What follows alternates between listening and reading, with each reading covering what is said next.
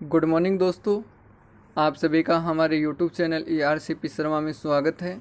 दोस्तों, इस वीडियो के माध्यम से हम मात्र 10 मिनट में 25 वेरी इंपॉर्टेंट क्वेश्चन पढ़ने वाले हैं जो प्रीवियस ईयर एग्ज़ाम में पूछे गए हैं।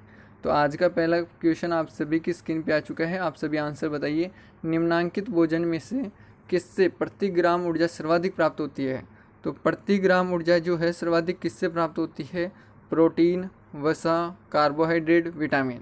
तो यहाँ पे जो राइट आंसर हो जाएगा वो आप सभी को बताना है। यहाँ पे वसा राइट आंसर हो जाएगा। अगला क्वेश्चन है, विटामिन शब्द किसने प्रतिपादित किया? मेंडल, पाश्चर, फंक या लेनेक? तो राइट आंसर क्या हो जाएगा? फंक राइट आंसर हो जाएगा। अगला क्वेश्चन है, निम्नलिखित में से किससे ऊर्जा प्राप्त नहीं होती है?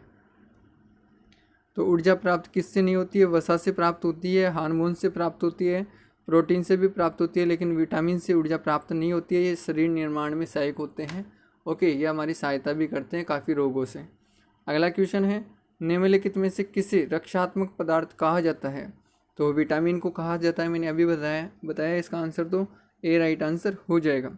अगला क्वेश्चन है, निम्नलिखित में से कौन विटामिन ए का सर्वोत्तम स्रोत है? तो विटामिन ए की बात करूँ तो रेटिनॉल है, रतौंधी रोग होता है, तो इसके लिए लाभदायक कौन सा होता है? गाजर होता है, विटामिन ए के लिए लाभदायक होता है। मानव शरीर में विटामिन ए भंडारित होता है, ये कहाँ पे भंडारित होता है आप सभी को बताना है। विटामिन ए, तो बताइए देखिए। तो यहाँ पे राइट आंसर आ जाएगा, यकृत में भंडारित होता है। लीवर के अंदर हमारा जो विटामिन ए है ये भंडारित होता है, जबकि आंखों के लिए लाभदायक होता है। और भंडारित कहाँ पे होता है? यकृत के अंदर भंडारित होता है। ये आप सभी को याद रखना है। अगला क्वेश्चन है, विटामिन ए की कमी से कौन सा रोग होता है? तो ये क्वेश्चन मैं बता चुका हूँ, रतौंधी रोग होता है, रात का अंधापन भी इसको कहा जाता है। निम्नलिखित में से कौन सा एक विटामिन ए का प्रचुरतम स्रोत है? यानी कि विटामिन ए सर्वाधिक पाया जाता है, ये किस में पाया जाता है? तो ऑप्शन के हिसाब से बताना। अभी यहाँ पे गाजर तो दे नहीं रखा है, तो यहाँ पे राइट आंसर हो जाएगा आम, राइट आंसर हो जाएगा। ओके, अगला क्वेश्चन, थायमीन कौन से विटामिन का नाम है? तो जो थायमीन है ये आपके बताइए देखिए, विटामिन B1 का नाम है थायमीन। ओके, अगला क्वेश्चन, निम्नलिखित विटामिनों में से किस में कोबाल्ट होता है? तो कोबाल्ट B12 में होता है।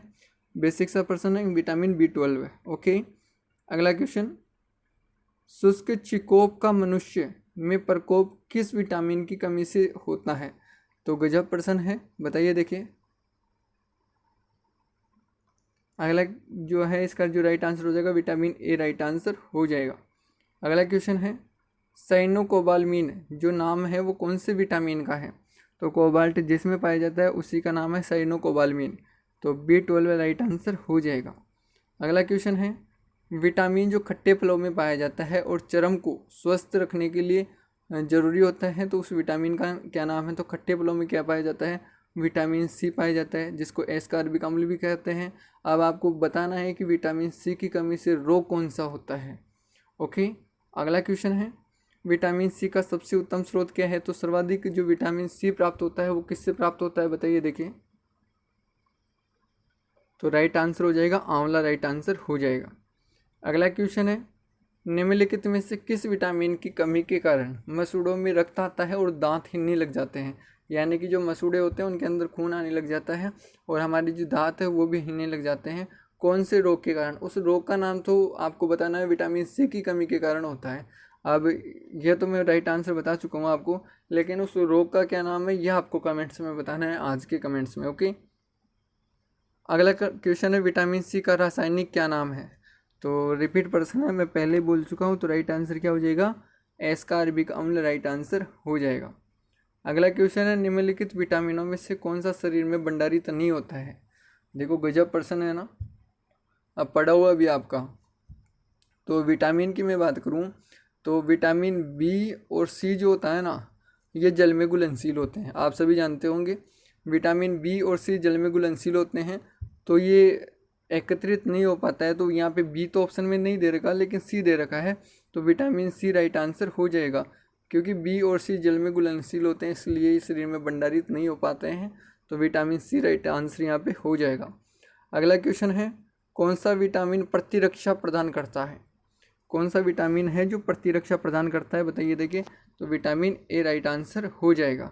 रेटिनॉल जिसको कहा जाता है, रतौंधी जिसकी कमी के कारण रोग होता है, जिसको रात का अंधापन कहते हैं, सर्वाधिक प्राप्त किससे होता है, गाजर से प्राप्त होता है, और गाजर ऑप्शन में नहीं हो तो आम राइट आंसर हो जाएगा। अगला क्वेश्चन है, निम्नलिखित में से कौन सा विटामिन जल में घुलनशील है, तो मैं बता चुका हूँ, बताइए देखिए। जल में घुलनशील विटामिन बी और सी है, जिसका नामकरण फंक ने किया है। ओके, जबकि आपको पूछा जाए कि वसा में घुलनशील कौन से है, ए, डी, ई और के, ये वसा में घुलनशील है।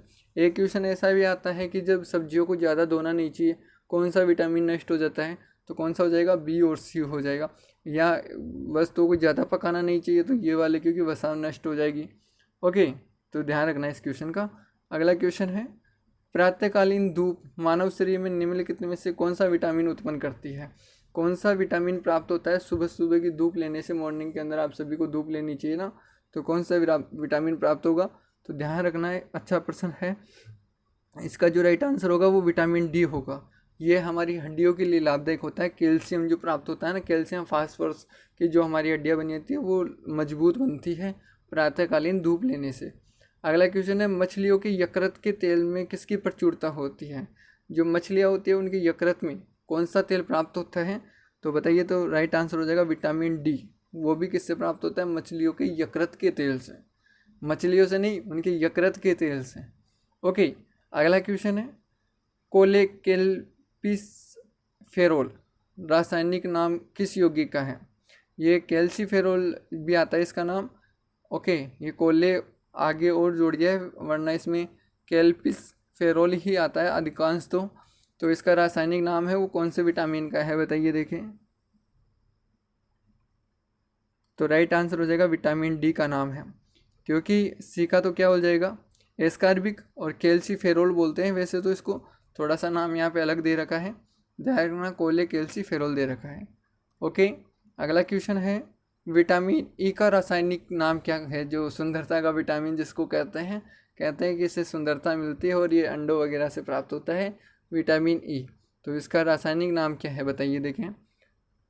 तो विटामिन डी का जो रासायनिक नाम है वो टोक्योफेरोल है, क्योंकि विटामिन ई ज़्यादा लेगा तो वो गोरा हो जाएगा और उसको कोई भी टोक देगा, टोक्योफेरोल। ओके, अगला क्वेश्चन है, विटामिन ई विशेषतः किसके लिए महत्वपूर्ण है। तो विटामिन जो ई है वो लिंग ग्रंथियों की सामान्य क्रिया में भी लाभदायक होता है। ओके, आज का अंतिम क्वेश्चन है, रक्त स्कंदन में कौन सा विटामिन क्रियाशील होता है।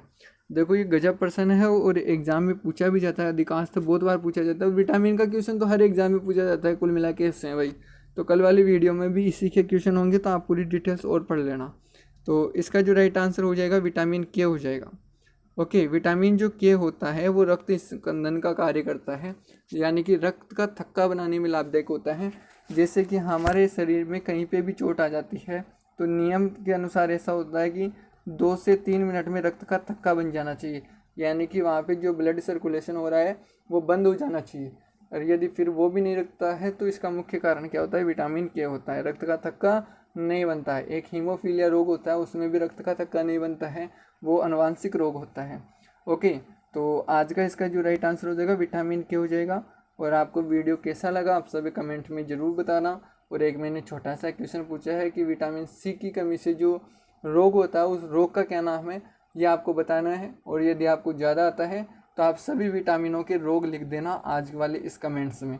विटामिन ए की कमी से रोग, बी की कमी से, सी की कमी से, डी की कमी से, ई की कमी से और के की कमी से। ओके, तो आज के लिए इतना ही, धन्यवाद।